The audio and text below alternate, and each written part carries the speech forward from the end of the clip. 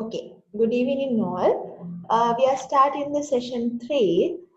So far we discussed how the Central Bank of Sri Lanka originated, and later last week we discussed in the world how the central banking system was established. Now today we are going to discuss about the financial stability. Okay.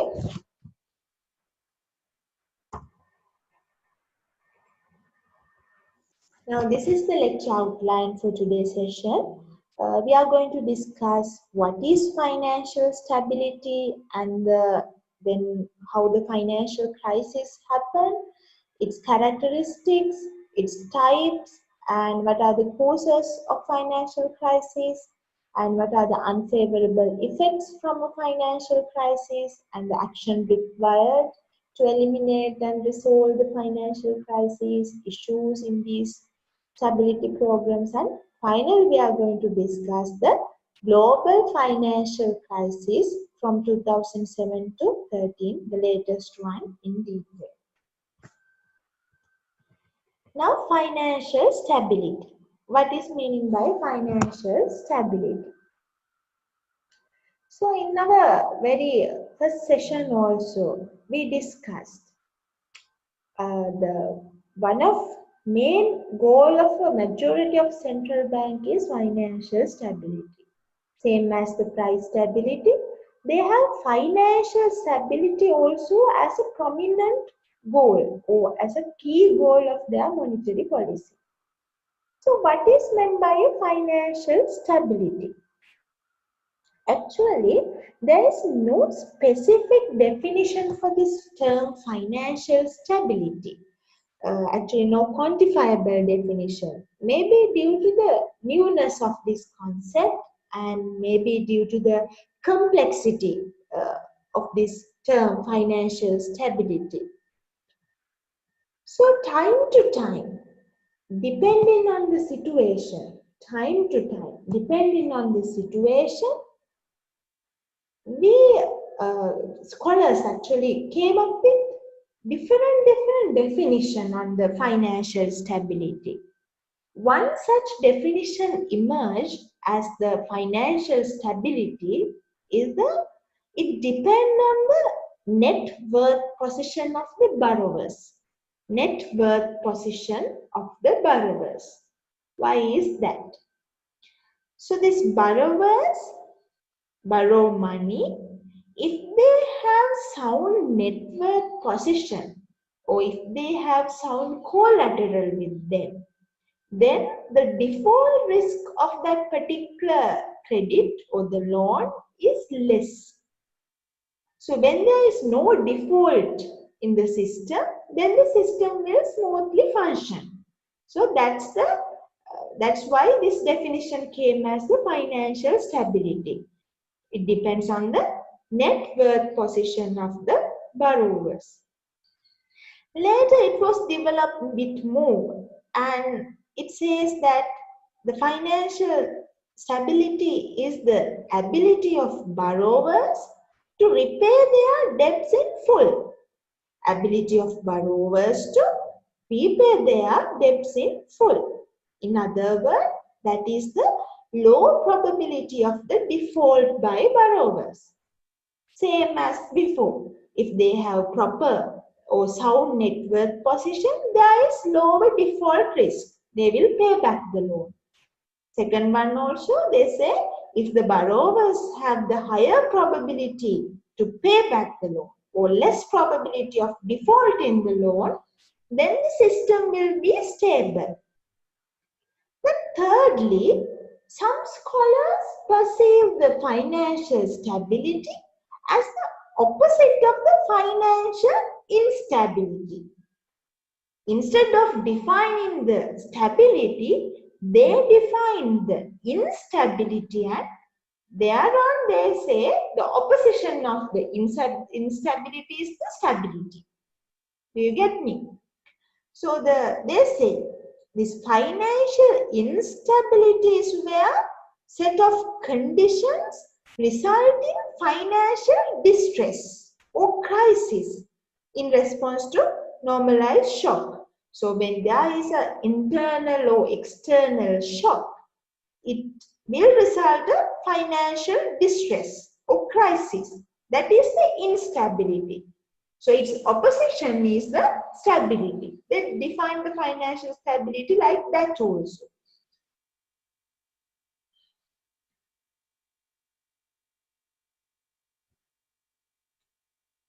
Then later, with the discussion, some of the scholars pointed out there are some conditions to be fulfilled to maintain the financial stability. So one condition they highlighted was the financial system should be able to facilitate both efficient allocation of economic resources and effectiveness of other economic processes. So the financial system should be able to facilitate efficient allocation of economic resources and effectiveness of other economic processes. So simply they say if the economic resources are allocated efficiently, then the system will be function effectively. The second condition, likewise, they say if we can assess, price, and allocate and also manage the financial risk, then we can have the financial stability. If we can assess, price, allocate, and manage the financial risk, then the system is stable. Third condition is if the system can maintain its ability to perform key functions primarily through self-correcting mechanism. That means without any involvement by central bank, government or any other institution, if the system can maintain its function or continue its function smoothly, then the system is stable. So there are three conditions to fulfill under the financial stability. There should be efficient allocation of economic resources, and we should correctly assess the financial risk. And thirdly, with the self-correcting mechanism, the system should maintain.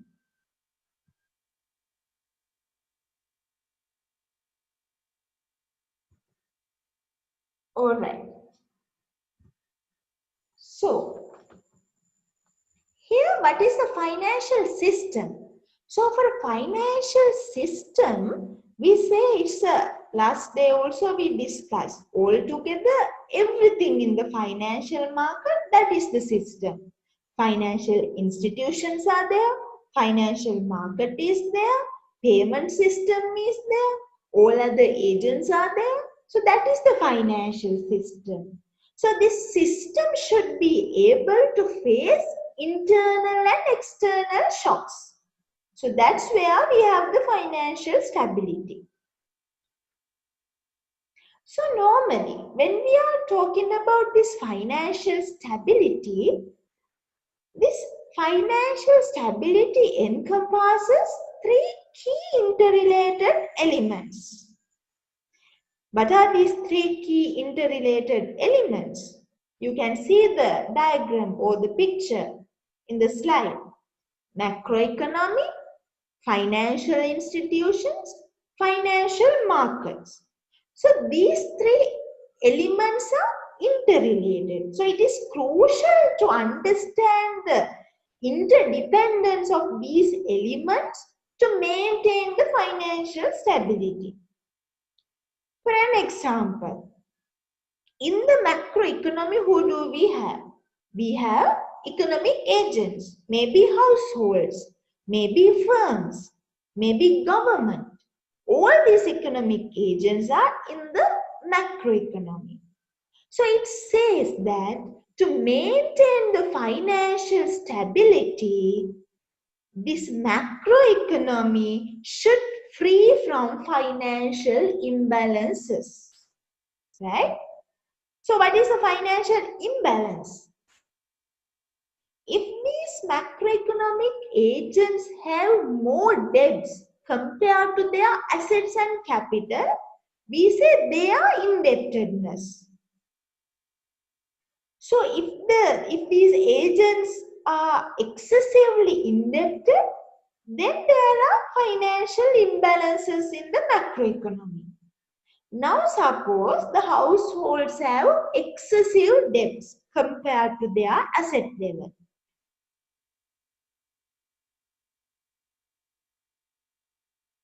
That means when they have excessive debts compared to their assets, that means they are indebted. Then there's a default risk, higher probability of default risk. Suppose that these households default the credit or the loan, from where they took these loans? From the financial institutions. So if they are indebted, it will create a default risk. So they might default the debt they taken from the financial institutions. So then these lenders or the financial institutions have to bear the loss, right? So when there are many default, when they are struggling with the default risk, then the depositors of this particular financial institutions maybe tend to withdraw their deposits. Why? Because they see always financial institutions has two ways: their income source and their expenditure. So their income coming from these borrowers, and the expenditure is the interest that they have to pay for the depositors or for their lenders. So the lenders are the depositors. So when their borrowers default, the depositors know there is uncertainty for their interest payment for their deposits. So what the depositors do? They start to withdraw their deposits. When they withdraw their money, then this the function or the operations of the financial institutions is disturbed, interrupted.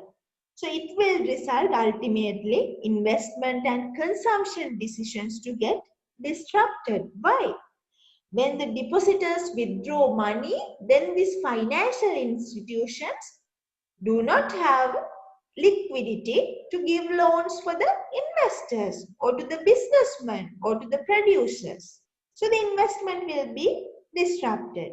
Similarly, when there is higher default risk, when the households are defaulting their loans, then the financial institutions may not give other loans or continue lending to the household. Then the other households who depend on the borrowed money for their consumption, they have to again disrupt their consumption decision as well. Then because of this indebtedness started from the macroeconomy, it emerged to the financial institutions. Then from the financial institution, when there is a liquidity problem within the financial institution, it will create a panic in the financial market or stress in the financial market.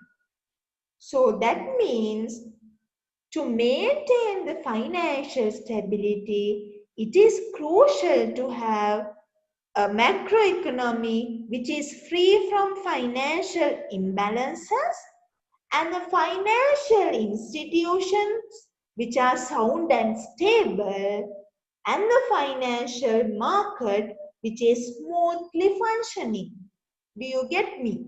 So these three elements are interrelated.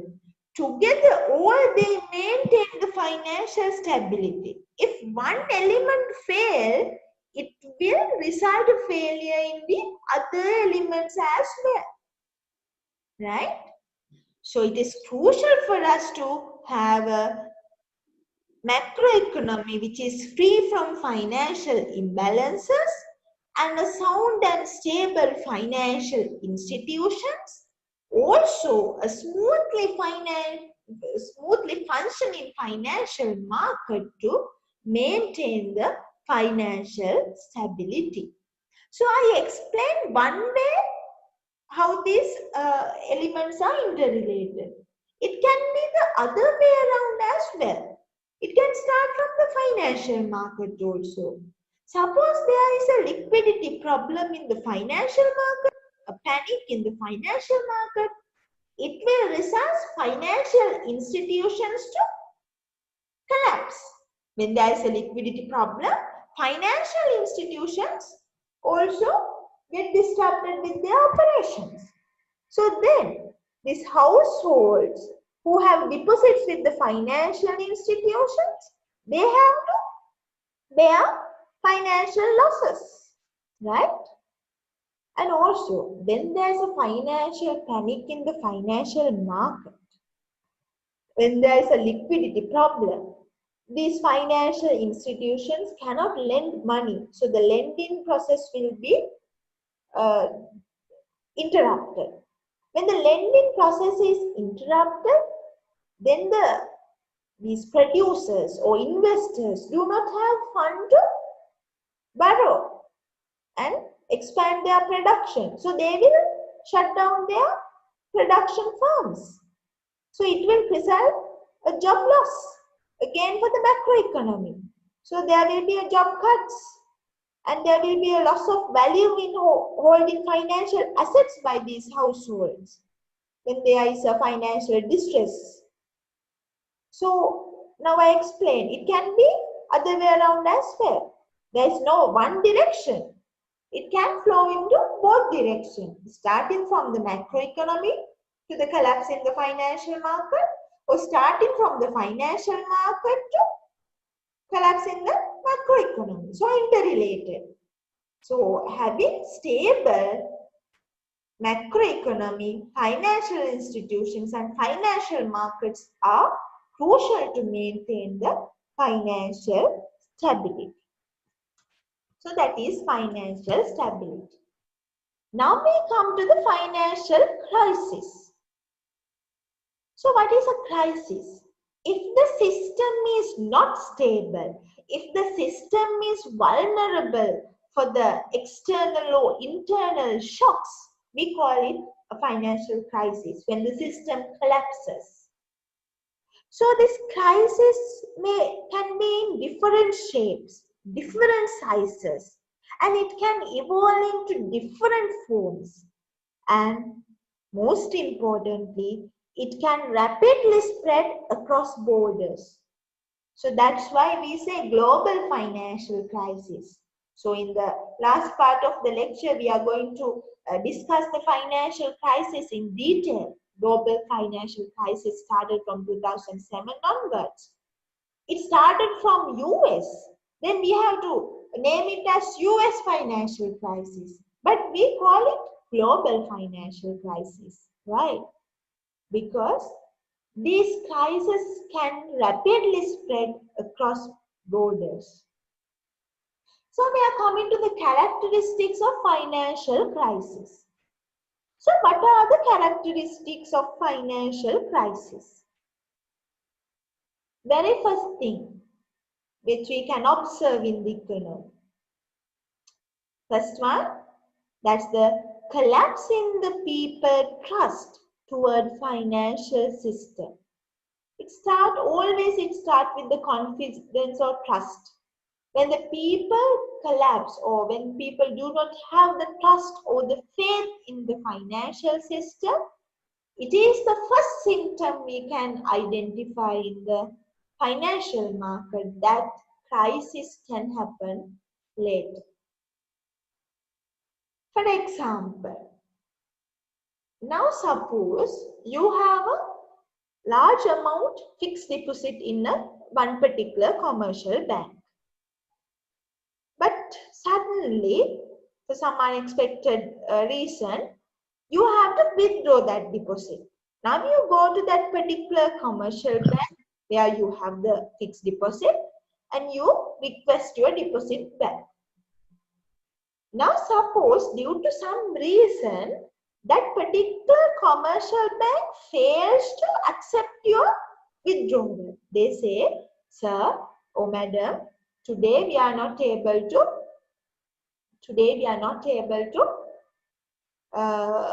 give you the deposit back. Can you come later or maybe the next day?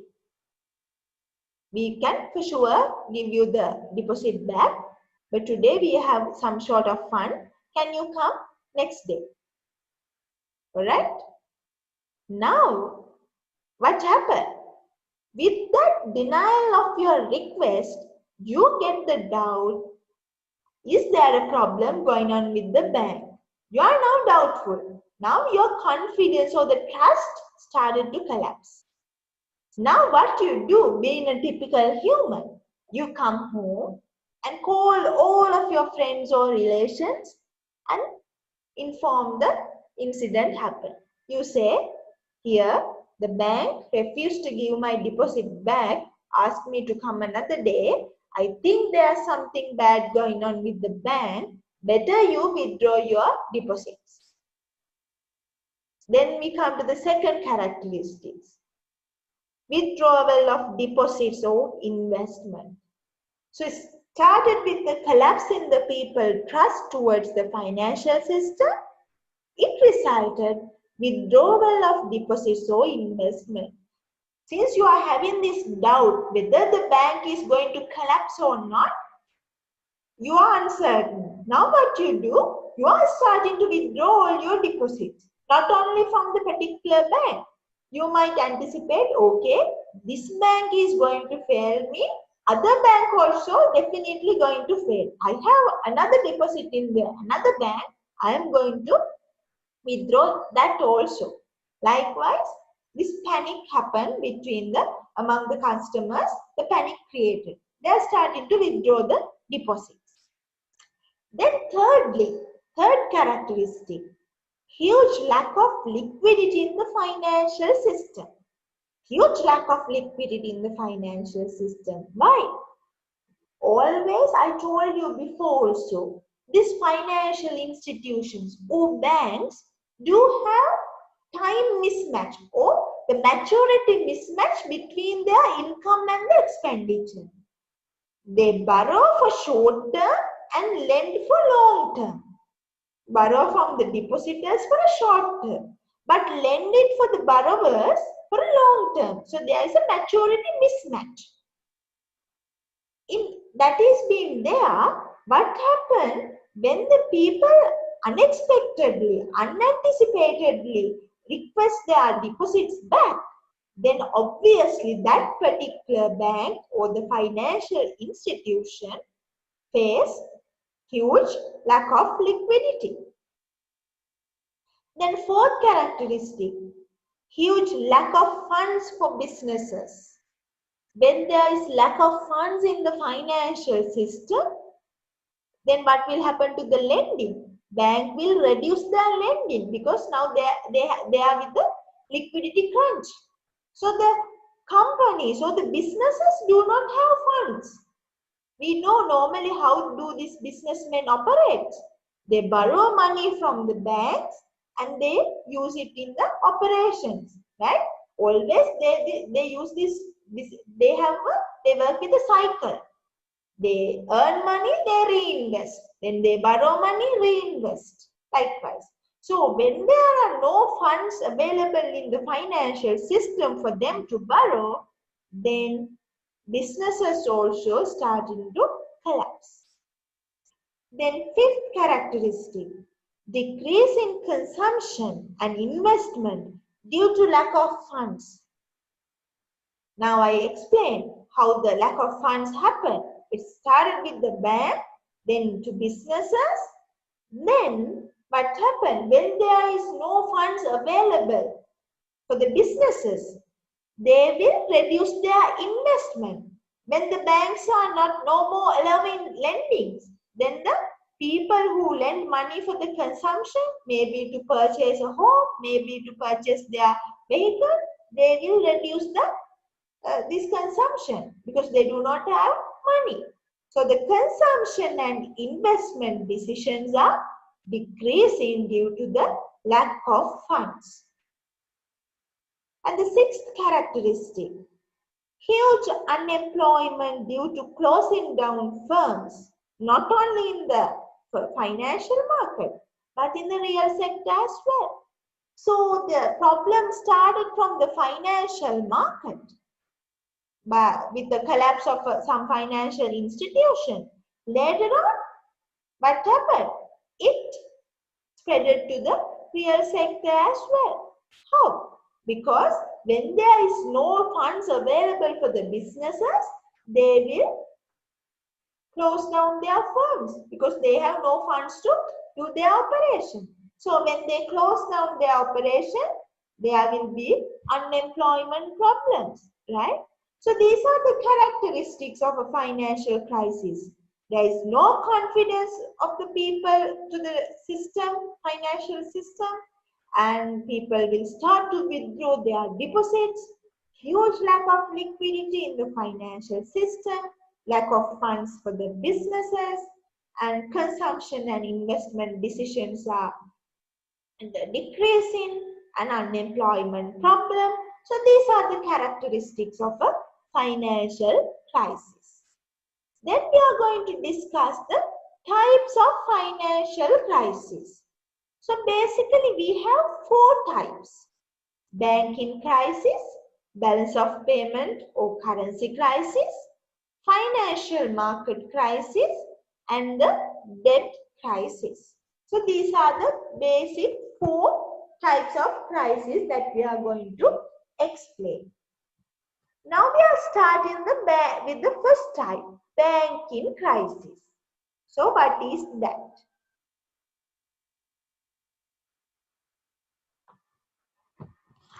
So in the definition I have mentioned, this is the situation where a large number of banks or financial institutions has to be closed down within a short period of time.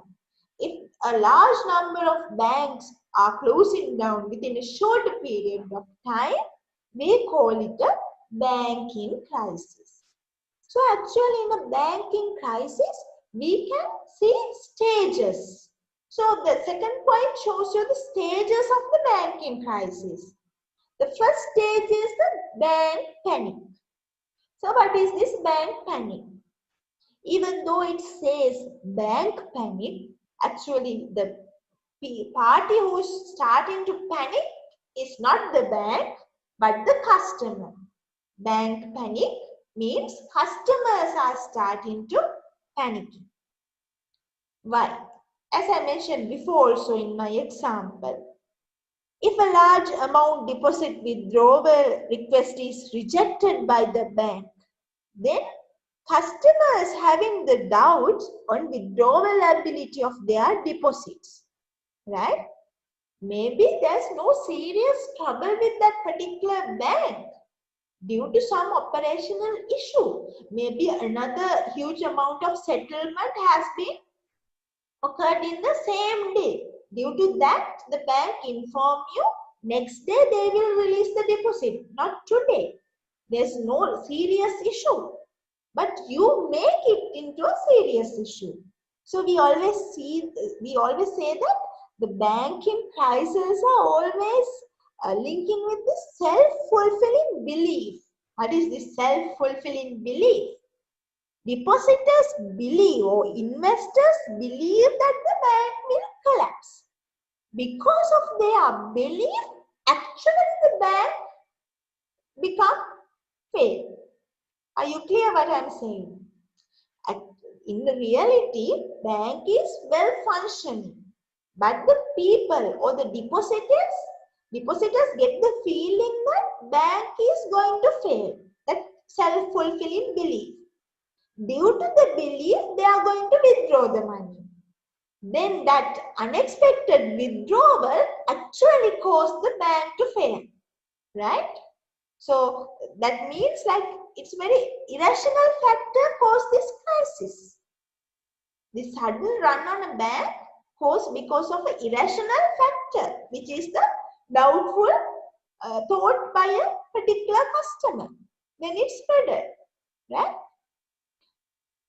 So this bank panic means the first stage, the customers having doubts whether they can withdraw their deposits or not.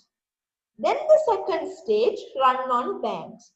Having the doubtful in their mind, then what they do, they run to the banks to withdraw their deposits. It can be in two forms, electronic run or physical run. First, they try to withdraw the money using electronic means, online banking or mobile banking, these cards and everything. Electronically, they are trying to withdraw their deposits. Later on, they feel, okay, now electronically we cannot withdraw the deposit. They have stopped the withdrawals. Now they physically run to the bank to withdraw the money. Right? So, when there's a physical run in the system to the banks, we can see huge queues to withdraw funds in front of the banks. So, that's a severe stage in the banking crisis. Then the next stage is the customer panic. That's where the bank is starting to get panic. In the bank panic, in first stage, the party who got panic was the customers. But in the customer panic, the party who is panicking is the bank. Now the bank knows for sure that they are failing to give the deposits back. So now the banks are panicking about the customers, about what they will do when they fail to pay back their deposits. Now the bank is panicking. Finally, the crisis, last stage. That means the bank has to be closed down. So are you okay with the stages of the banking crisis? Starting from the bank panic, then run on banks, then customer panic, and finally the crisis. So we say these banks are very fragile. Why we are saying that banks are fragile? Basically, these banks are run by the depositors, right? So they depend on all the deposits to do their operations. From where they collect funds to invest somewhere or to lend or to do their operations from the depositors. So they run by the depositors. So that's why we say the banks are very fragile. If the depositors withdraw the money, bank collapses. And also, when one bank facing the crisis situation, it can quickly spread to the another bank as well because of this networking among the banks through interbank market or any other means, because all these institutions are in a particular system through payment settlement or interbank market. One bank failure can cause other banks also to fail. So that's the seriousness of this banking crisis. Some of the historical evidences that we can see this banking crisis are during Great Depression and Asian financial crisis, and also this 2008 global financial crisis. In US, many banks closed down due to the crisis situation. So these are historical evidence that is up to you for the self-study. Better to know some examples to quote in the exam if I ask you about banking crisis. Then what are the reasons for this bank crisis? The first one, poor risk management of financial institutions. In historical era, the primary task of bank to do the financial intermediation, borrowing and lending. But now, if we observe the banking operations, we can see now the operations or the functions of the banks are more advanced and are in a wider range. So they have gone beyond the traditional functions to earn a high return. So they engage with very high risk investment activities to earn high returns. So it will create a risk for a banking crisis because they are not managing or assessing the risk correctly. Right? So maybe that is due to competition which is in the financial system among the commercial banks. So all the banks are in a competition to earn more profit than the competitor. So they engage in very riskier activities to earn high profit. Sometimes this principal agent problem is also a reason for a banking crisis. Why that happen? Because when the principals are the owners or the shareholders of the bank, the agents are the people or the managers who perform the functions of the bank. So the agents or the officers of the bank may want to earn more salary, to have a high bonus, bigger bonus, or some incentives. For that, they will want to increase the profits, thereby to get the benefit for themselves, for the personal benefits. For that, they will engage or invest in riskier means. So it will result a banking crisis. And poor administrations and poor supervision and regulation. So this poor supervision and regulation means the partly central bank is responsible for that. If there's a political influence or poor internal audits, or maybe sometimes because of lack of expertise within the bank, maybe due to low salaries, maybe due to some recruitment problems, the bank might not be with a capable staff to perform the operations. Then this the weaker the staff, they might engage or they might fail to assess the risk correctly.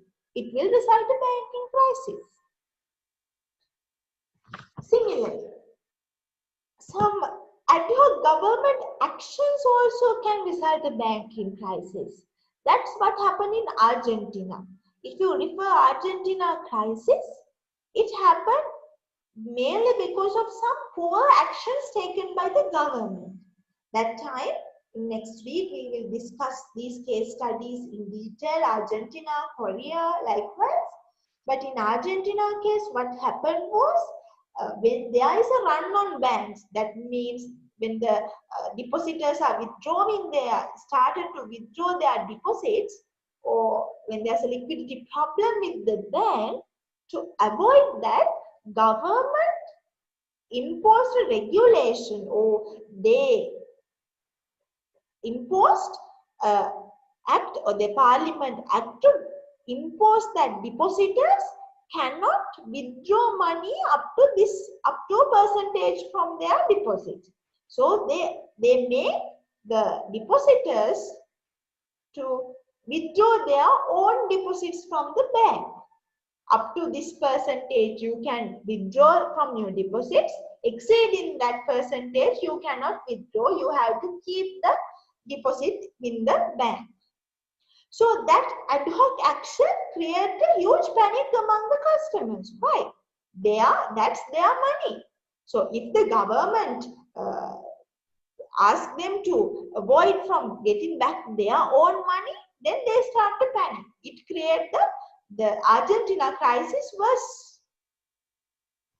So these ad hoc actions by the government also can make the crisis worse. So how we can prevent a banking crisis?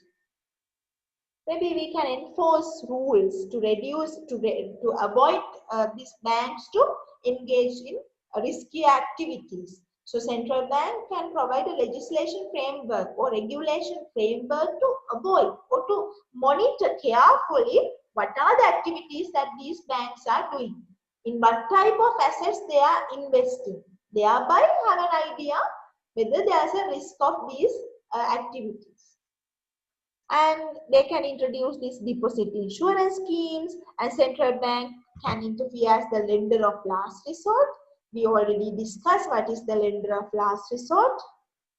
And public guarantees, capital support, and purchases of non-performing assets. That's the last option.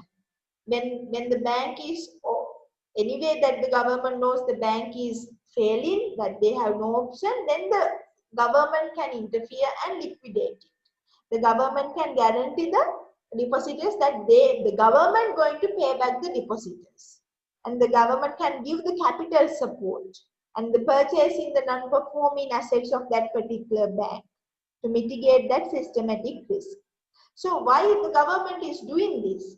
The bank is the party who engaged in risky activities and made themselves vulnerable. But the government is there to help as the last resort. Why? Because there are some banks which are systematically important. We call them too big to fall.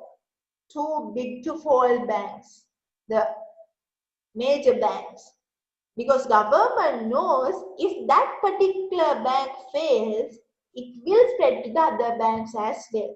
In that case, government always interfere to protect that too big to fall bank through these public guarantees, capital injections, liquidity packages, likewise. So I suppose that you are okay with the first type of the crisis, which is banking crisis. Banking crisis is discussed. Now we are going to discuss the second type, which is the balance of payment or the currency crisis. So what is this currency crisis or the balance of payment crisis? If there is a huge outflow of the foreign exchange within a shorter period of time, we say that's a currency or balance of payment crisis. Actually, in LMS, I uploaded a YouTube link explaining the currency or balance of payment crisis in India, which was happened in 1991. It was a very good descriptive documentary video. Please watch it. There you can understand what causes the India to have this VOP crisis, what are the actions they took to avoid or to prevent this crisis. Likewise, you can get an understanding. Please refer the YouTube video I uploaded, Indian case. So how that the huge outflow can happen in a short period of time? When a maturity period of a considerable foreign loans comes in a particular year, then obviously we have to pay the foreign loans in terms of foreign currency. Then there will be an outflow of a huge amount of foreign currency. So then what are the effects of this balance of payment crisis? When there is a huge outflow of the currency, foreign exchange, what are the effects that can generate or that can cause in the macroeconomy? Very first thing is depreciation of the foreign exchange rate. Why? As a result of the decrease in foreign exchange reserves of the government. When the government has to pay the loans in terms of foreign currency, they obviously use the foreign reserves. So when we have a limited number of foreign reserves, then our currency starting to depreciate. In India also, that's what happened. Normally, how do we express the value of these foreign exchange reserves? Normally, we express the value of the foreign exchange reserves in terms of the capability to import our goods. In order to, normally we say our foreign exchange reserves are sufficient to import the goods or services for this much of time. In Sri Lankan case, always it's around 3 to 4 months. If we have any revenue source, or that means no exports at all, then we can use this foreign reserves to import the goods.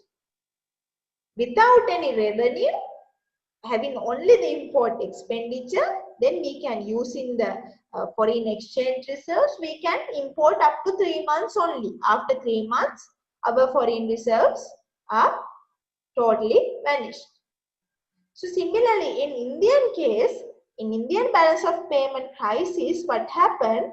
Their foreign reserves get deteriorated up to 2 weeks import capability. That means they left with the foreign reserves which were only capable to import for 2 weeks only. That much huge the crisis was.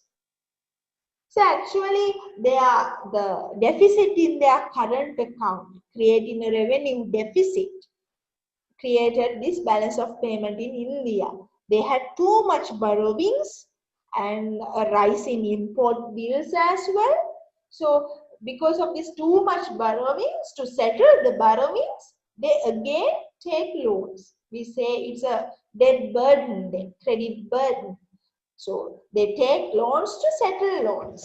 So because of that, they had a huge outflow of foreign exchange and it resulted balance of payment crisis. So I was explaining the effects of a balance of payment crisis. First one is the depreciation of the foreign exchange rate, thereby resulting decrease in foreign exchange reserves.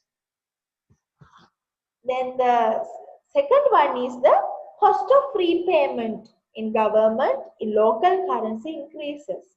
When our currency is depreciated, in terms of local currency, the value of the loan is now increased, a higher amount when our currency is weakened. And thirdly, government has to take more and more loans. Why? I already explained that's what happened to India. Because of the huge debt burden, they have no foreign reserves to settle the debts. What they do, they take another foreign loan to settle another loan. Right? That's the effect from a balance of payment crisis. And inflation. When our currency is depreciated, our import cost is higher. Importing is expensive for us when we have a depreciated currency. Then our cost of imported raw materials will go up. It will create an inflationary pressure. And the foreign investment also might decrease. When our currency is depreciated, that means the revenue that they can take back for their country is less. So they might withdraw their foreign investments. So it will create another outflow of foreign exchange when they are withdrawing their investments. So the balance of payment crisis is also critical for an economy. And thirdly, the financial market crisis. What's that? When the price, demand, liquidity all are starting to decrease in a short period of time, we say the market crisis. It says that this is mainly arising due to the crisis of credit derivatives market. So what is this credit derivatives? These credit derivatives are the financial instruments issued based on the credit or way of selling credit. We call it some type of these credit derivatives are asset-backed securities. So what's that? We will later discuss in detail about these credit derivatives. For an example, credit default swaps. So what is a credit default swaps? Suppose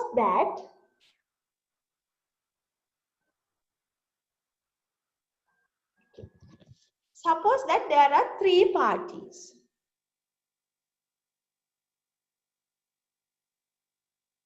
A,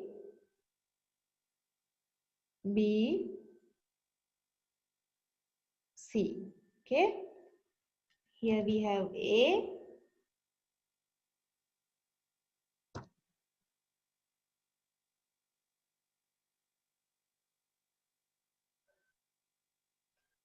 we have B and C. See, in a credit default swap, what is happening is, now suppose A borrow money from B. Okay.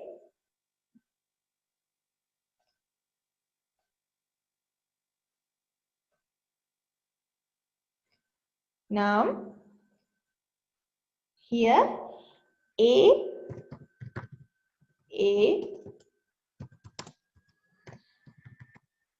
borrows money from B.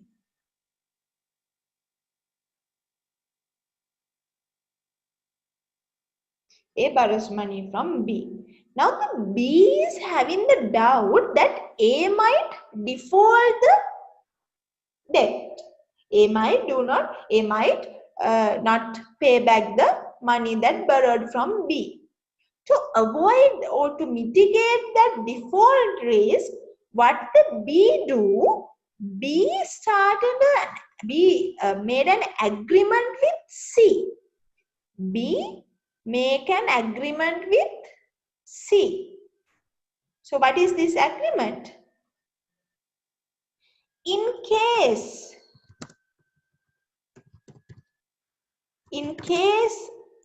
if A defaults, C will pay back the money to B. Right? So this is the credit default swap.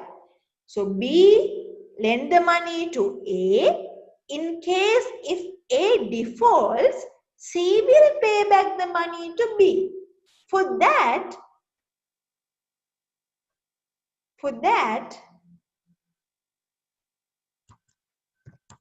B will pay a premium payment to C. Ongoing premium payment to C. Clear? So what is happening here? B lends money to A borrows money from B, but B is doubtful whether A will default. To mitigate that default risk, B made an agreement with C. In case if A defaults, A defaults the paying back money to B, C will pay back the money to B. For that, B will pay a ongoing premium payment to C. This is like insurance. For insurance also, with an insurance company, what we do? We make ongoing premium to insurance company. In case our vehicle faced an accident, to cover the damage, the insurance company claims us. Similarly, here in this credit market also, these credit derivatives were introduced. Credit default swap, asset-backed securities, all these to mitigate the risks.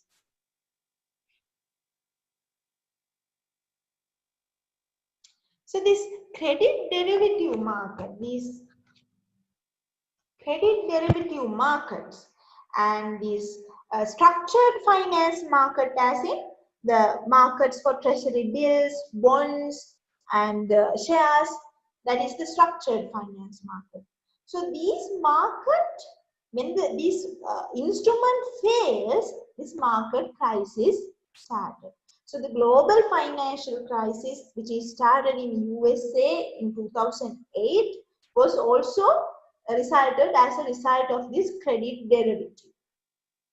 So that's the simply meaning of a financial market crisis. When we discuss in detail the global financial crisis, you will get an understanding how the credit derivatives create a market to fail.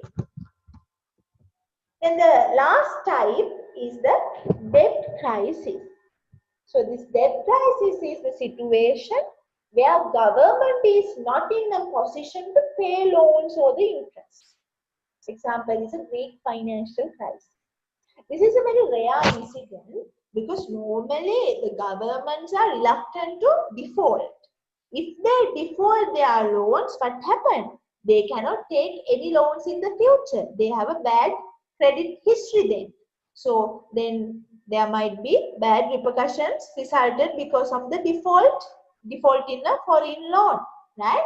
So the government always try to settle the loan by taking another loan at least, rather defaulting. But in the last option, if there is no opportunity cost for a default in a loan, if there is no any other option remain for them, they will default the loan. That is the debt crisis.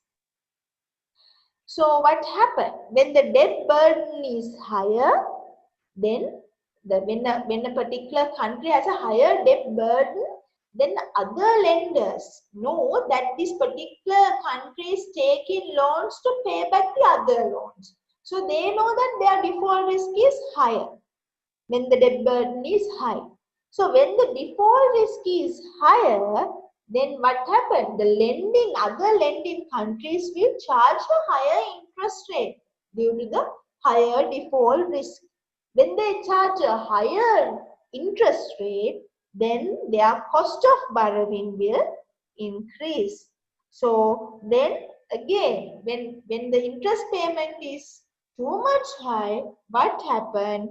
Then they will anyway, it will be difficult for them to pay. They will default it. So that is the debt crisis. That's how the debt crisis happens. It is always happen because of the higher debt burden of the countries. When they take debts to repay the debts, they have this vicious cycle of debt. It goes as a cycle.